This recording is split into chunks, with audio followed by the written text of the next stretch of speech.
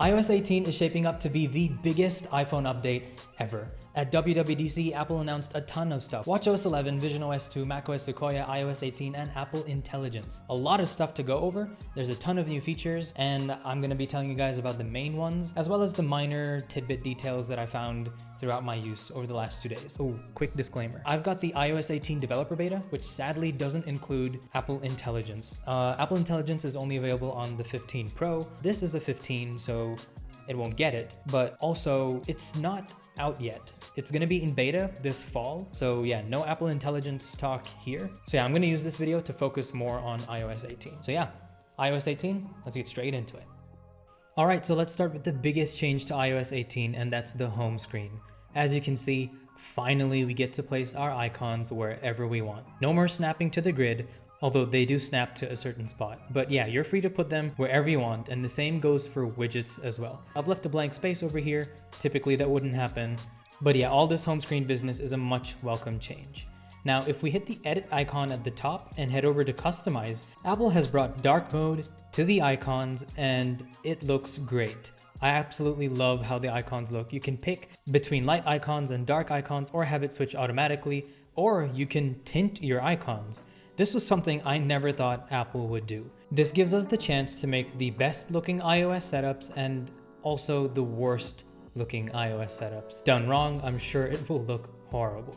Another new feature on the home screen is being able to turn app icons into their widgets. So you can see down here that we can select from the different widget sizes that exist for this app, and yeah, hit that and boom, there you go, you've got the medium-sized widget.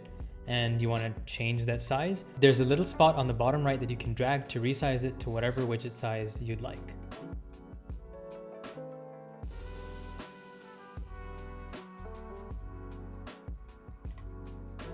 Next up are much needed changes to our lock screen.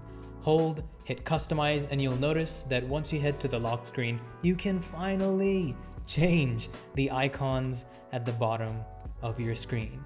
You can set it to whatever you'd like. There's a whole set that you can pick from.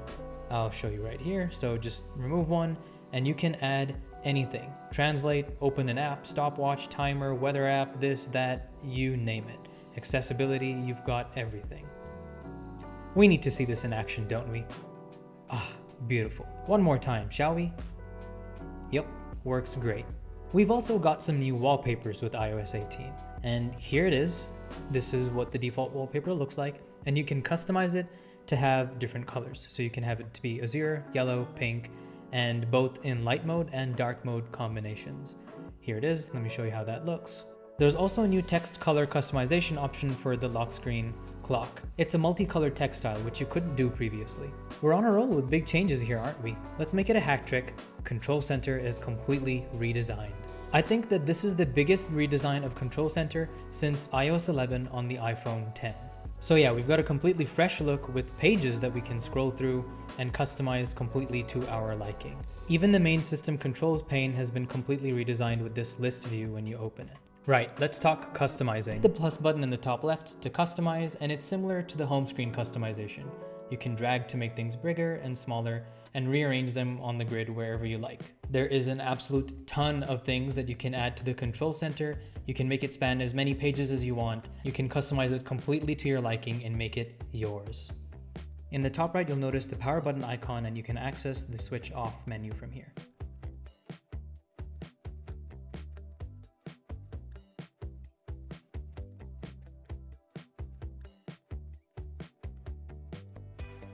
Before we move on to more stuff, I want to show you some really great attention to detail. Did you see that near the volume button?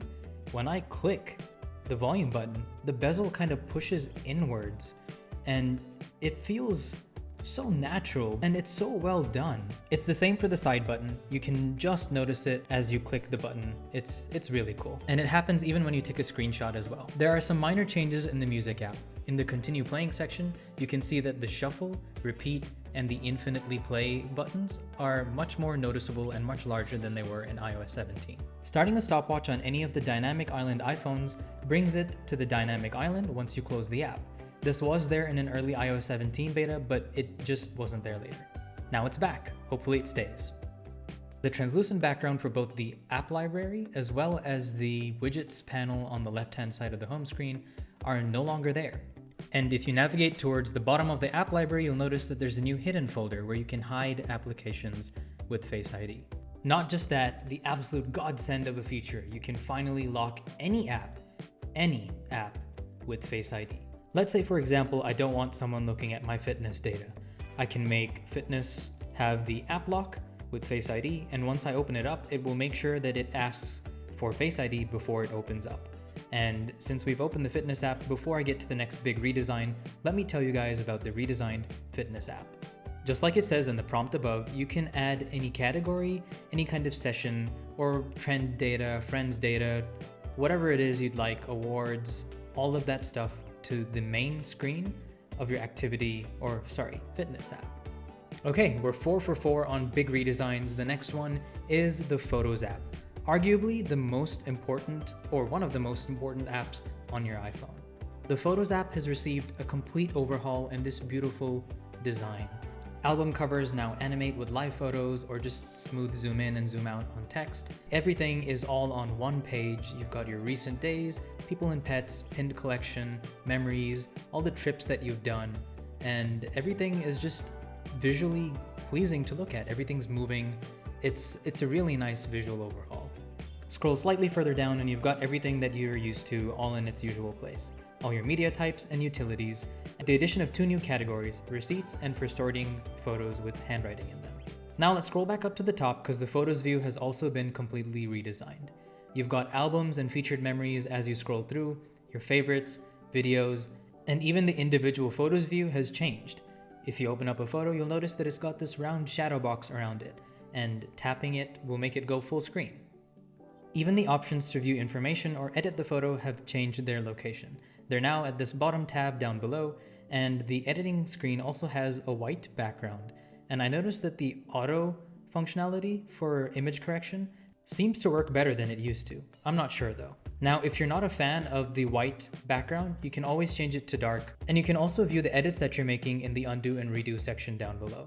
Location data for photos also shows up as this header highlight on the top of the screen. Even the months and years view has been completely redesigned. Apple has gone all in with motion all across the board, and for every quick glance, everything looks a lot more dynamic and alive. Searching for photos has also become much more powerful with the function completely overhauled. You can ask it to search for things in a much more human-like way.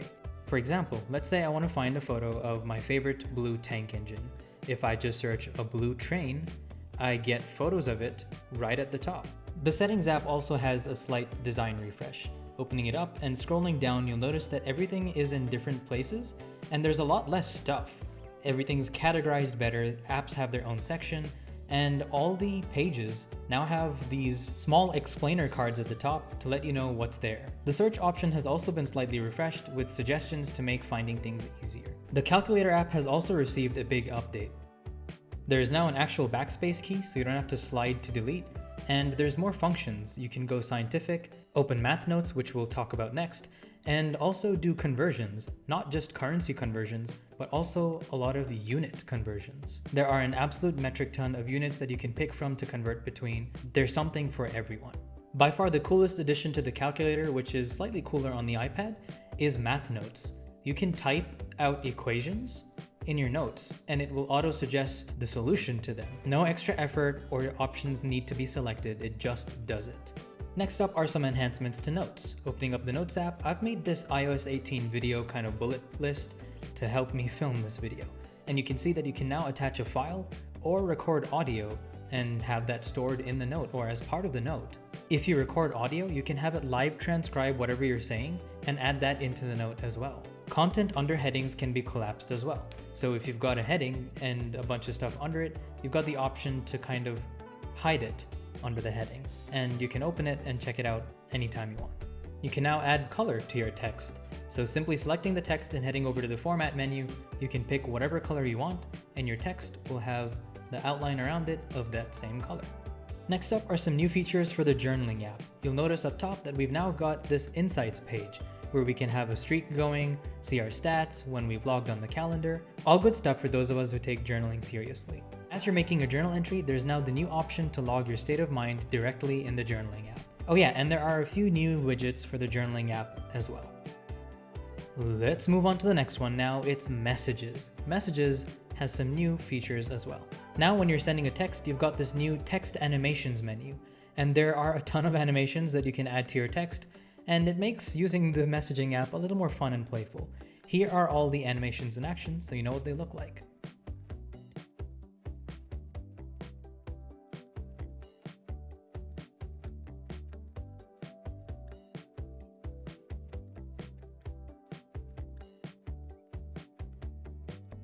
There's a new option to schedule a message as well. Just type a message, head over to Send Later, and you can pick the time and day that you'd like the message to send. The tap back feature has also been enhanced with the new design, as well as the addition of being able to add any good old emoji into the mix. Scroll through the preset options or just hit the plus emoji button down below and you can add whatever you want. And for those of us with green bubble friends, iOS 18 finally brings RCS support, so you can send media and have delivery and read receipts.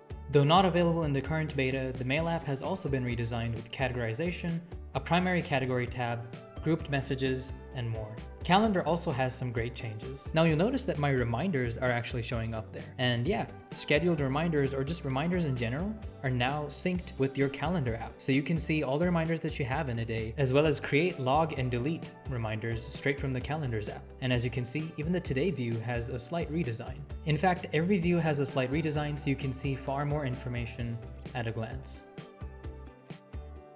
A feature I'm actually excited for, believe it or not, is T9 dialing. It's finally in the phone app. What a win. You're also able to record phone calls, but I wasn't able to get it to work for this video. There's now a new passwords app on the iPhone, so you can access all your passwords, passkeys, all in one place. So passwords, just like this, and also Wi-Fi passwords. So if you'd like to share a Wi-Fi password with someone, you can just open up the network and make it into a network QR code and have the person scan it and they can join the network just like that. Safari also has a redesigned menu bar, so you can listen to the page, show the reader, manage extensions and text all in one spot, and more options are hidden in that small 3-dot menu below. Browsing and loading also feels a lot snappier on Safari. And if you've got the 15 Pro, you can summarize a page instantly. With all the visual enhancements, Apple has also brought back Parallax on the home screen. Not sure if you can see it, but this is a change that I welcome. I missed it in iOS 17, and I'm happy to see it back now. Just like the Mac last year, the iPhone also now gets game mode. So when you launch a game, you'll notice that game mode turns on at the top, which basically means that it limits the amount of background activities that are going on, also that you can play with better performance, more frame rates for more sustained periods of time.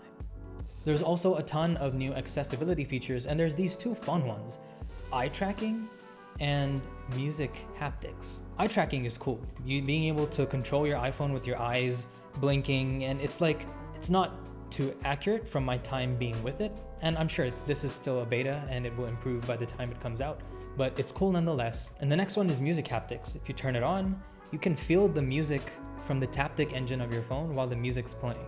It's an accessibility feature and I'm not the target audience, but if this feature sounds exciting to you, let me know in the comment section down below. There's also a really cool feature for people with motion sickness. So you can have it on only in the vehicle or on at all times. And basically what it does is it has these dots that move around on the screen. These dots are supposed to help combat the feeling of motion sickness because we're staring at a stationary object when our brain knows that we're moving.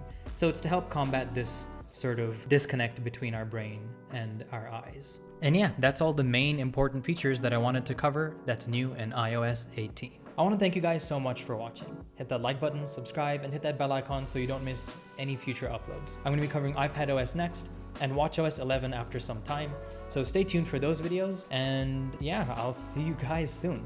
Take care. See ya.